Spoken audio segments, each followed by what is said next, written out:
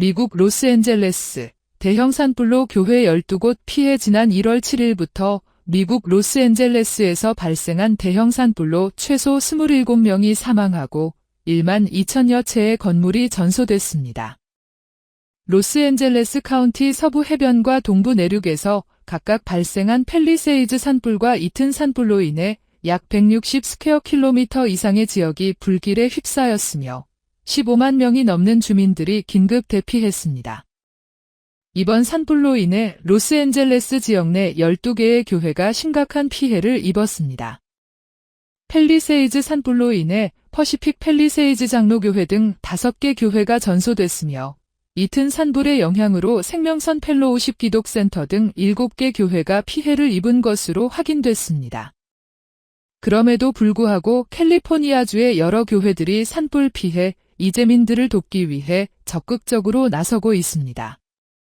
퍼스트 침례교회는 피해 교회들과 지역재난지원센터를 연결하는 업무를 지원하고 있으며 파라다이스 희년교회는 오로비리망센터를 통해 이재민들에게 긴급 지원을 제공하고 있습니다. 또한 산타모니카에 위치한 퍼시픽 십자로 교회는 라를 위한 희망사역을 통해 지역 주민들에게 구호품과 숙박 지원을 제공하고 있습니다. 산불 피해를 입은 주민들과 교회들이 하루빨리 복구될 수 있도록 지속적인 관심과 지원이 필요합니다. 미국 성인 16%. 항상 혹은 대부분의 시간 외로움과 고립감 느껴. 미국 퓨리서치 센터가 1월 16일 발표한 설문조사 결과 미국 성인의 16%가 항상 혹은 대부분의 시간 동안 외로움과 고립감을 느끼고 있다고 응답한 것으로 나타났습니다. 조사에 따르면 50세 미만 성인 22%, 이 50세 이상 9% 보다 외로움을 더 자주 느끼는 경향을 보였으며 특히 18에서 29세 연령층에서 외로움을 호소하는 비율이 24%로 가장 높았습니다.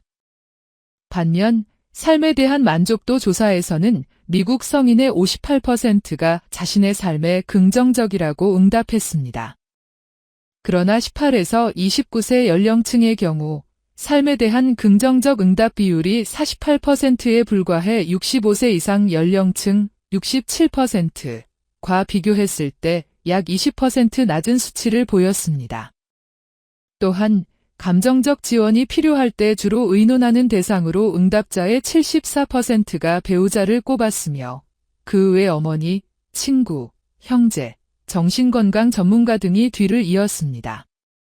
특히 여성 45%, 이 남성 33%보다 온라인 플랫폼과 소셜미디어를 통해 고민을 상담하는 비율이 높은 것으로 조사됐습니다.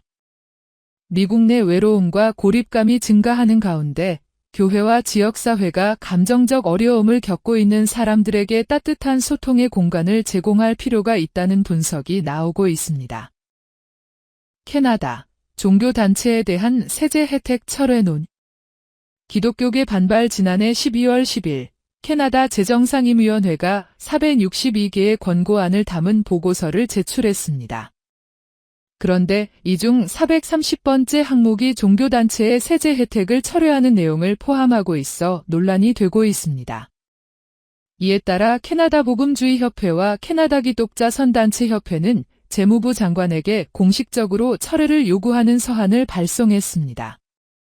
캐나다 복음주의협회의 공공정책 책임자인 줄리아 비즐리 목사는 교회에 대한 세금 부과가 지역사회의 가난하고 소외된 이웃을 돕는 사역에 재정적 부담을 초래할 것이라고 우려를 표명했습니다.